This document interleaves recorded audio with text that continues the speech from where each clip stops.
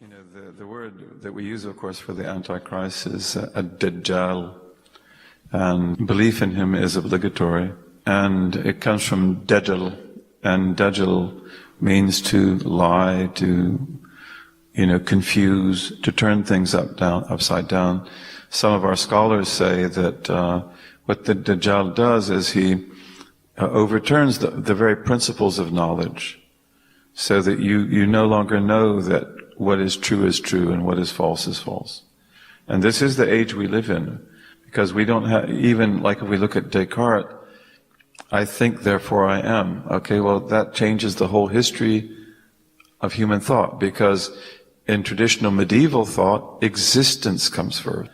In our tradition also, existence comes first, and then epistemology. So now for him, epistemology comes first, and then we don't really know if we exist or not. Some people say, I am, therefore God exists. But, overturning what we call immutables.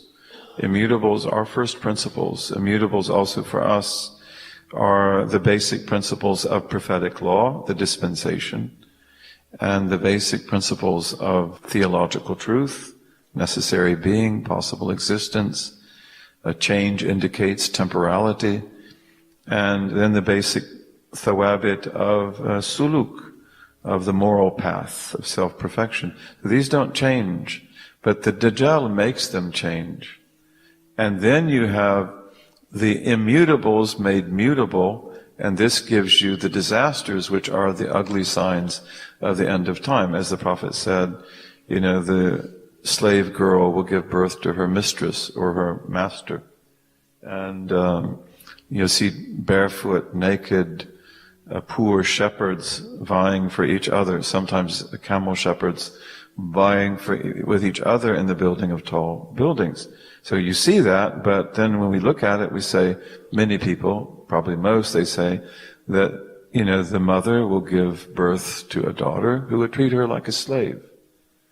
And, of course, we see that today, and then you can see the buildings, you can go look at them yourself. One of the signs of the end of time is إِذَا رَأَيْتَ مَكَّةَ بُعِجَتْ كَوَاظِمْ, when you see Mecca gutted with tunnels, and you see tall buildings over the tops of the mountain, then know that the hour has cast its shadow over you. You can go and see the hour doing that right now. Big tower.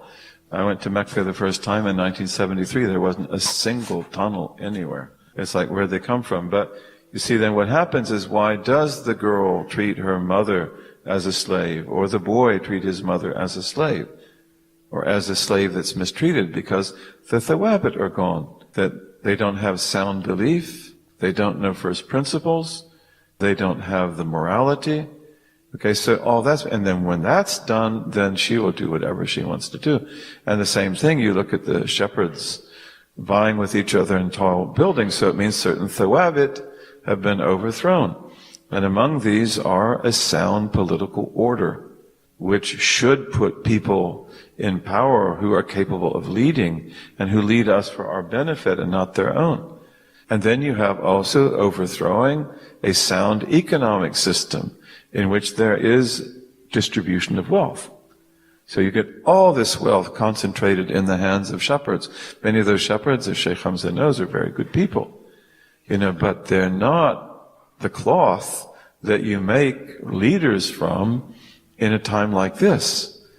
They can't deal with that. So the Dajjal, this is what he does. He takes the thawabit, the immutables, and makes them mutable, and changes them in 1,000 different ways.